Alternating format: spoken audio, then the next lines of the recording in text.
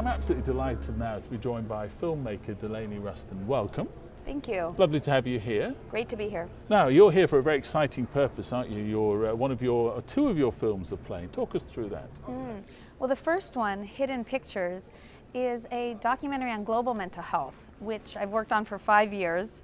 And it was because I learned that there are something like 450 million people with mental illness around the world. And yet 450 million? Yes. Wow. If you look at childhood disabilities and learning, autism, through depression, up through dementia, the numbers are astounding. And yet I couldn't really connect with what that meant.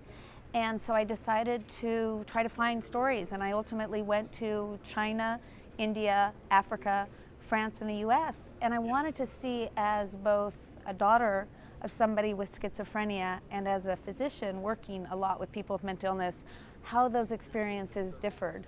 How did they differ? Well, first and foremost, there's some things that we often talk about with global mental health, some of the myths, and one of them is that people actually do better in developing countries. And part of that myth came out of some early data from the WHO, and pretty faulty data at that. And so sometimes when I give talks, people will raise their hand and say, oh, I heard people have done better. I found absolutely the opposite. Something around 80 to 90% of people in developing countries are not getting access to mental health care. Wow. Well, we talked to Congressman Kennedy this morning, and he was talking about the stigma attached to mental health. Is that an issue in the global community? You know, I didn't expect that to be the theme, one of the major themes of the film, but it ultimately was that.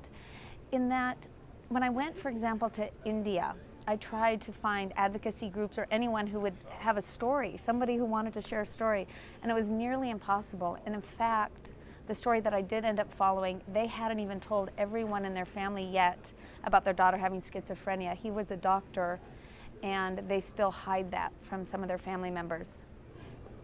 Global health has been a big issue in the United States over the last 5 or 10 years. A lot of publicity, a lot of money gone into global health. Has that reached global mental health? Absolutely not. Things are starting to change. About 10, 20 years ago, the concept of the DALYs had begun, and that's a disability adjusted life year. So we know that depression, for example, ranks number 3rd. And so governments are saying this disability is huge. The thing is that they want to scale up services, and yet the aid agencies aren't stepping up. So you don't have foundations who are doing a lot in this sphere. But the reality is there's a lot of great treatments that are affordable. And I think once we start to get that message out, more people are going to come to the table. Okay. Now, fascinating as it is, that film isn't the only one that you're talking about. Tell us about your other project. Well, I had disconnected with my father for a long time. He had untreated schizophrenia, and I had kids, and I was thinking about reconnecting with him. The thing that I saw over and over in my clinical practice was that families are torn apart by mental illnesses, but not because of the illnesses so much, but getting the treatment is so hard. And so when I decided to reconnect with my father, I decided to bring my camera along.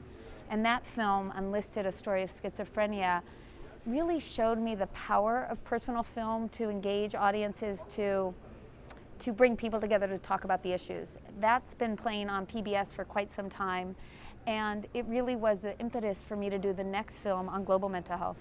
What's next? Well, I've been living in India for the past couple of years, and for this past year I've been studying one of the solutions to the problem of poor access to care in developing countries.